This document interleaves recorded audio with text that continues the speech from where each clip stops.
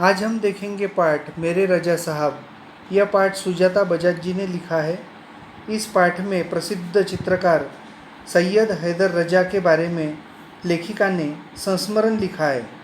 वे कहती है कि रजा साहब सर्वधर्म समभाव, मानव मात्र से प्रेम, युवा कलाकारों को प्रोत्साहन, उनकी जिज्ञासा वृत्ति, कृतियों के प्रति लगाव आदि गुणों को दर्शाया है।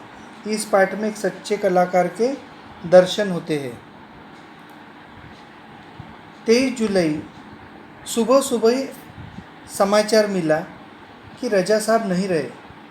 यह सुनते ही लेखिका के मानस पटल यानी उनकी यादों में एक कतार सी लग गई। वे कहती है कि पिछले फरवरी की बात है कि वे दिल्ली पहुंची अपनी गणपति प्रदर्शनी के लिए। सोच रही थी कि रजा साहब शायद अपनी व्हीलचेयर पर मेरी प्रदर्शनी के उद्घाटन पर अवसर पर आ जाए। उस रात कुछ अनहोनी सी हुई। उस रात रजा साहब सपने में आए। लेखिका कहती है कि उन्होंने मुझे उठाया, हमने बातें की, शो के लिए उन्होंने शुभकामनाएं दी और कहने लगे, सुजाता एक बार मुझसे मिलने आओ, अब मैं जाने वाला हूँ। इसके बाद तो रुकना मुश्किल था। लेखिका उनसे मिलने पहुँच गई। वे अस्पताल में, रजा साहब अस्पताल में शून्य की तरह लेटे हुए थे यानी टकटकी लगाए हुए शून्य की तरह देख रहे थे। लेखिका ने उनके हाथों को छुआ, सिर्फ सांस चल रही थी। वे उनको अलविदा कहकर लौट आई। रजा साहब अपने धर्म के साथ साथ उतने हिंदू और ईसाई भी थे। उनके स्टूडियो में गणपति की मूर्ति, क्रॉस, बाइबल, गीता, कुरान, उनकी माँ का एक फ़ोटो, गांधी जी की आत्मकथा और भारत से लाई हुई मोगरे की कुछ सूखी मालाएं वे एक साथ रखा करते थे। वे गणेश की पूजा भी करते और हर रविवार को सुबह चर्च भी जाते थे। एक दिन जहांगीर आर्ट गैलरी में प्रदर्शनी देखते हुए किसी ने कहा, अरे ये तो रजा साहब है। लेखिका एकदम सावधान हो गई क्योंकि उनके ध्यान में आया कि ये तो बहुत बड़े कलाकार है। लेखिका ने उनके पास जाकर कहा, रजा साहब आपसे बात करनी है। वे देखते ही रह गए। उन्होंने लेखिका को इंटरव्यू दिया। बहुत सारी बातें हुई। अचानक लेखिका से पूछने लगे कि आप और क्या क्या करती है। लेखिका ने कहा कि मैं कलाकार हूँ, पेंट करती हूँ। वे तुरंत खड़े हो गए और कहने लगे, चलो तुम्हारा काम देखते हैं।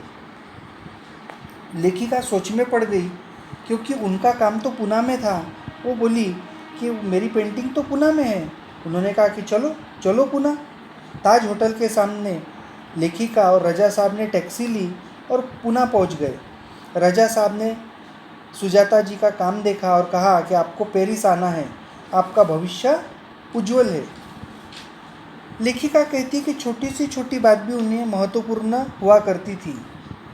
बड़ी तन्मयता यानी एकाग्रता और लगन के साथ करते थे सब कुछ। पेंटिंग बिकने के बाद पैकिंग में भी उनकी रुचि हुआ करती थी। कोई इस काम में मदद करना चाहता तो मना कर देते, किसी को हाथ नहीं लगाने देते थे।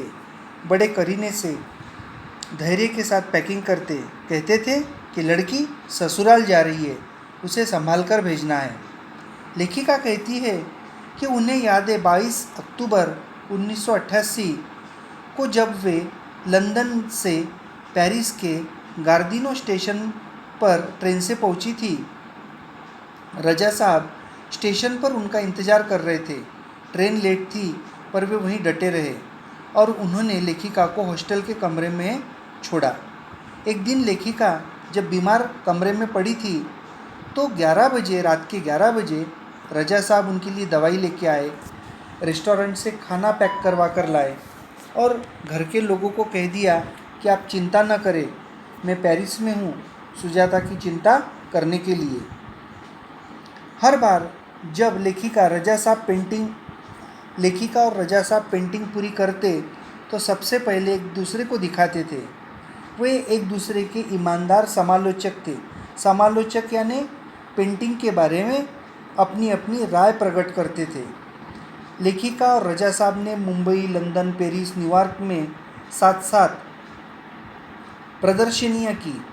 लेकिन दोनों में कभी कोई विवाद नहीं हुआ। हिंदी उर्दू तो हमेशा ही वे अच्छी बोलते थे। अंग्रेजी फ्रेंच भी बहुत अच्छी लिखते थे। कविताओं से बहुत प्यार था उन्होंने। शेर, गज़ल और पुराने हिंदी गाने बड़े प्यार से सुनते थे। एक दिन लेखिका की बेटी हेलेना से उन्होंने हिंदी में वार्तालाप किया। जब हेलेना बहुत अच्छी हिंदी बोलने लगी तो उन्हें गर्व होने लगा। वे हमेशा हेलेना से शुद्ध हिंदी में ही बात करते। रजा साहब को अच्छा खाने का बहुत शौक़ था। दाल चावल, आलू रोटी जैसे इन चीज़ों में उनकी जान अटकी रहती।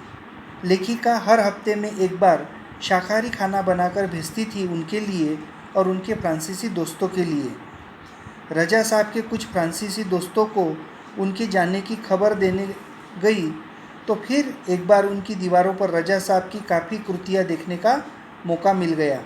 लेखिका कहती है कि रजा साहब, आप मेरे लिए एंजल गार्जियन हैं। तो मुस्कुरा कर कह देते कि सन 2000 के बाद क्यों, अब हमारी भूमिका बदल गई है, तुम मेरी एंजल गार्जियन हो, अब मैं नहीं। इस तरह ये बहुत अच्छा संस्मरण है जो सुजाता बजाज ने रजा साहब के लिए लिखा है।